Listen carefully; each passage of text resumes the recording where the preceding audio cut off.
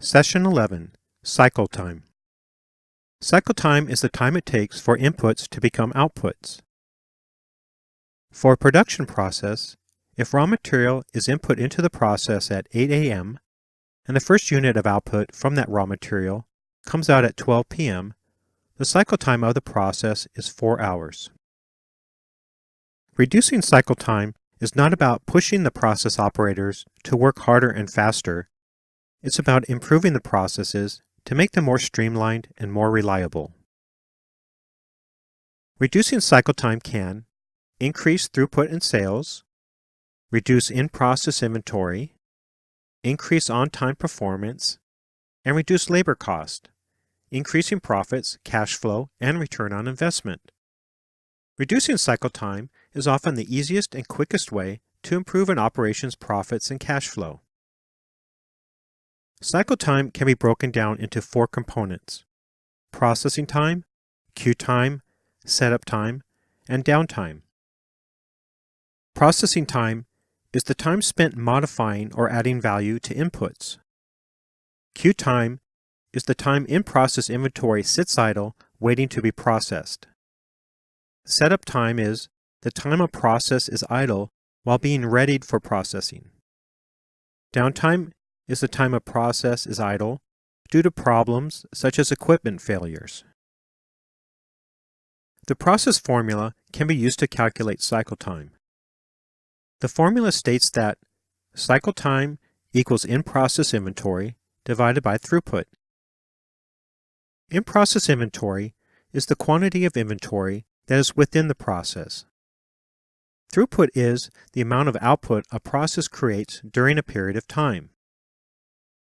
In this example, there are 40 chairs in process at various stages of completion. Throughput is 10 chairs per hour. So the cycle time is 40 chairs divided by 10 chairs per hour, or 4 hours. Anyone who works with processes should know this formula well. The formula is useful for spotting opportunities to reduce cycle time. For example, the process formula shows us that reducing in-process inventory by reducing batch size will reduce cycle time. The formula also shows that whenever cycle time is improved, throughput or inventory will be improved as well. The formula is also useful for finding ways to increase throughput, as we will see later when we discuss throughput. In class exercise 14, the operators will use the process formula to calculate cycle time for a process. Have each operator count the units of inventory in production within the process they flowcharted in exercises 2 and 3. Select the first material component input into the process, and then count the quantity of the component present throughout the process. Count all of the inventory that is within the process area, even inventory set off to the side to be processed later. Take note of how much inventory is within process steps being modified and how much of the inventory is sitting waiting for the next process step. This information will be used later for class exercise 27. What is the daily or hourly throughput for the same process? Divide the units in production by the throughput to get the cycle time.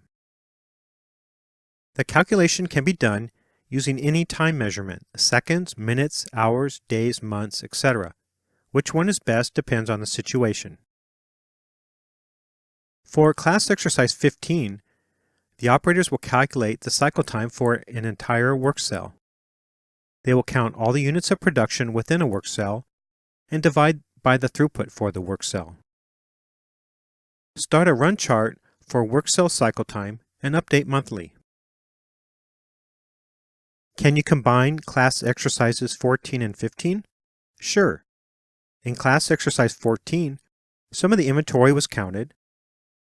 For class exercise 15, count the inventory that wasn't counted in exercise 14 and add to the inventory counted in exercise 14.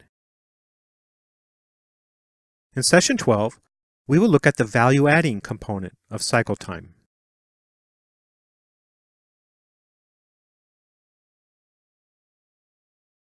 Session 12. Value Adding. Value adding is creating product features or services that your customers want and are willing to pay for. Some examples of value-adding processes: filling a clean bottle with clean water and sealing it with a secure cap. Delivering the bottles of water that your customer ordered to the right location on time. To determine what process steps add value, or to discover new ways to add value, listen carefully to your customers. What features are important to them? What features are not important to them? What problems do they have that you can help them solve? Invite your customers to visit your facility to meet the operators to discuss the customer's needs and expectations. Visit your customer's facility to learn how they use your products or services. Non-value adding activities are those activities that do not directly create product features or services that your customers want. Some examples of non-value adding activities: filling a defective bottle with unclean water and loosely putting on a cap. Moving boxes of bottles from the receiving dock to the bottle filling machine. Setting up the machine to begin filling bottles with water. Searching for a tool needed to set up the machine. Filling each bottle to the brim with water. Repairing the machine that fills the bottle with water. Operators standing by as the machine is fixed. Stopping the machine until a supervisor makes a decision. Most activities in a company are non-value adding, so there's usually a lot of opportunity to reduce the non-value adding activities in order to reduce cost and free up resources that can be used for value-adding processes. To make sure the operators understand the difference between value-adding processes and non-value-adding activities, have each operator identify some of the ways that the process they flowcharted in exercises 2 and 3 adds value for the customer. Why is the customer willing to pay for the product features or services that are being created? Have each operator identify some of the non-value adding activities of their work. Why are those non-value adding activities necessary? In class exercise 17, the operators examine a common non-value adding activity, walking. Have each operator wear a pedometer for 1 day. Buy enough pedometers so that all the operators in a work cell can take a turn in 1 week's time. Have each operator report to you at the end of the day how many miles they walked and give you back the pedometer. Make a list showing the operator's name, date, and miles walked. There is an Excel form on the Leader flash drive. Total up the miles and report the total to the operators at the next meeting. Ask the operators how much of their walking they believe was value-adding movement. Walking usually does not add value. Discuss why the walking was needed. Ask for suggestions to reduce the amount of walking and create a list of suggestions. In sessions 13 and 14, we will discuss several ways to reduce cycle time.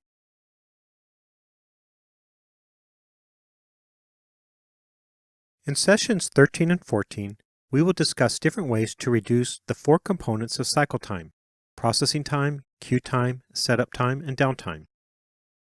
First, we will look at reducing processing time. Cleanliness and immaculate organization is a foundation of process improvement. It is also known as 5S. Simply cleaning and organizing workstations will reduce cycle time, increase throughput, reduce injuries, reduce variability, reduce cost, increase on-time performance, and make the other process improvement activities much easier. Disorder and clutter are very costly conditions for an operation. After problem solving, cleaning and organizing work cells should be the next step in continuous process improvement. Anything not necessary to perform the process should be moved out of the work area. there should be an assigned place for everything needed. Needed tools should always be easy to find and within reach by using tool storage like shadow boards. Anything that can be moved should have a shadow to make it visually obvious when it is missing. Work areas should be cleaned often or kept clean by having debris collection systems. Personal belongings are a sensitive matter, but it's best if they are kept out of the work area, so provide a clean and secure place for the operators to store their belongings. Encourage creativity in designing storage space. For some of us, it's fun designing tool storage using readily available low-cost materials. I took a 2x4, drilled some holes in it, and added some screws to make an inexpensive tool organizer. So, you can spend a few dollars or you can spend a few $100s to accomplish the same thing. Start with at least one work area in the work cell. There are two types of people when it comes to organizing. There are the neat and clean types that like to have everything neatly organized, and there's the type that I call pack rats that like to surround themselves with stuff. So start the organizing process at the workstations where the neat and clean operators work. This will show the other operators the benefits of having a clean and organized workstation, and other operators will likely want to do their work areas next. And it will give you leverage to motivate the pack rats to organize their work areas. Management needs to ensure that resources, including operator time, are made available to complete the cleaning and organizing. Identify non-value-adding activities, like walking, and find ways to eliminate or minimize.